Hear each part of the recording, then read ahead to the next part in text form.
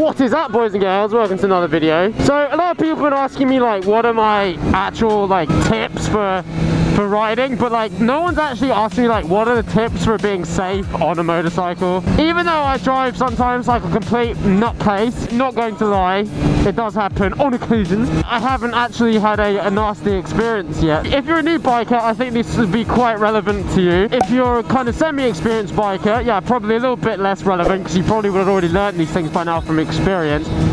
But that being said, you still might pick up on some things. And if you're a very experienced rider, well, you can just tag along for the f*** of it.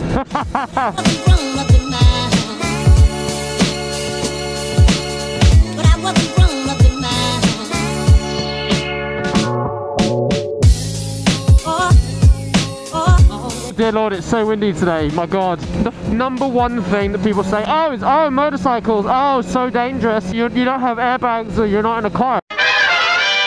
Of course biking is dangerous, so you have to take it from a sort of more strategic approach. So tip number one would be obviously wear gear. Now I'm wearing a fully leather armored Richa WSS gloves here. I got a textile jacket because I knew it was going to rain today. I think it's going to rain, so I'm wearing my textile jacket from Knox, which has armor plating on the elbows, anti-abrasive material, armor on the back, you know, all that good stuff. And I'm wearing my boots. I'm actually not wearing my leather trousers today because I'm going for lunch, but you see what I mean, like I got my boots on and everything like that. So the first thing is gear. Like I had a guy who was on a 125 come to me and said like, oh well, I'm on a 125, but should I get full gear because I'm worried that people will be like saying to me that I'm trying too hard. It's like, tell this from me, if you're on a 125, if you're not wearing gear, people are going to take the piss out of you more because they'll be like, oh, he's just a liner and he's an idiot, he's not wearing gear. First of all, it's better for you to wear full gear in case anything does actually go wrong, and fuck what other people may think or say. And B, it's actually better if you do care about that stuff, what people think or say, to wear full gear, because then you'd be like, well, yeah, okay, I'm a learner, but I'm being responsible about it. Shut the fuck up, right? 2, try to wear full gear when you can. Number 2 is kind of like obvious, not many people do this, especially when you're starting out, is really learn how to look after your bike. You know, make sure that your tires are in good nick, learn how to check your tire tread, obviously tire pressures as well. Most tires on motorcycles and cars, I believe, have a wear indicator, so when the top surface of your tire meets that line, you know you need new tires. Obviously the chain and your brake pads are really important as well. Brake fluid, make sure you learn, basically like get engaged with your motorcycle, learn about your bike, because if you don't, you're gonna A, cost yourself loads of money from going to motorcycle garages, and B, it's a good experience to have to like learn how everything works, and C, you need to make sure that you take care of your bike, because your bike will take care of you, you know.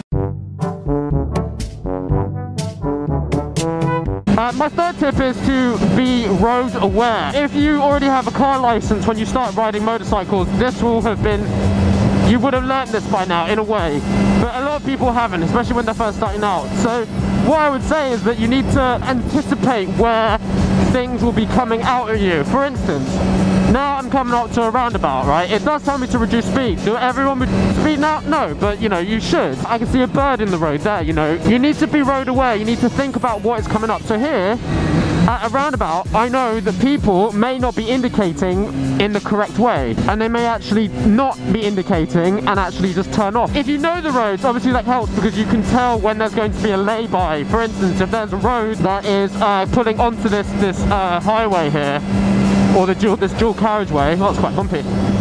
You can predict that there will be people who at some point may just pull out. They may not see, or they may be really old and should not be driving, but whatever, but they might be. So you need to be aware of where potential hazard points are. Here's a great example. So on the right hand side of this road here, there's this exit and entrance, and people may just pull out or pull in without indicating into that spot. Before you even get to a point of danger, you need to start reacting first for it, right?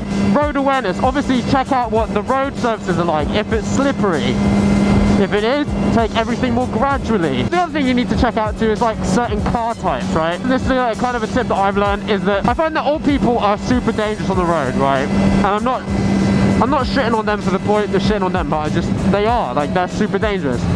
Because they don't look and they don't think, right? Through no fault of their own, but they are. So what I see is like, if I see an old person's car, let's say it's a Nissan Micra or something like that, you guarantee that most people driving those cars are over a certain age or they're learner drivers, which means that they're going to make more erratic decisions. So you want to be aware of that. So just keep an awareness of what kind of cars there are. Like this, right? It's a learner car. You can probably expect them to do some like crazy things and panic. I have no idea where I'm going right now. Oh, it is starting to rain now. I can feel it. No, I've avoided the rain so well up until this point. Self-awareness is really important on a motorbike. So like, oh, there's a corner coming up here. I might not take it as fast as I think I can do it. I might just take it a little bit slower today and then build up to it. Just gradually build stuff up. Don't feel like you need to go and press your mates by doing sick dank wheelies. Stick with your power band, I would say. That's a good way of putting it. I'm coining loads of terms at the moment, like stick with your power band in describing your riding experience. And oh, what's your favourite bike? Well, I like all bikes, just like I like my women, you know. All bikes come in flavours and sizes just like ladies, you know.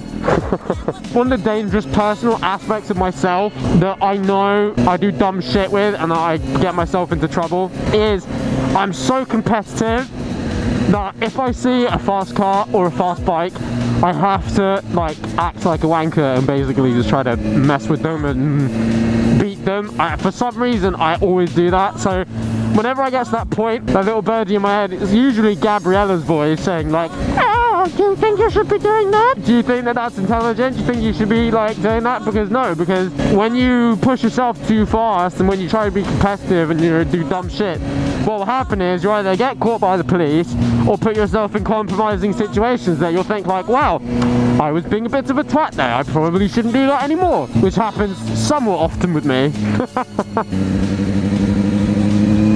I suppose God Hagrid from Harry Potter was driving that bus. I guess the name of the game, guys, is just basically just be aware and take everything easy peasy mode. You can't cancel out every single risk on the road, but you can control the ones that you control. Oh my god, that looks like a Yamaha R125. Look at that thing. If you enjoyed this video, please give it a like and share it to your fellow bikers. And I'll see you in the next video, guys. Ciao, ciao, ciao, ciao, ciao.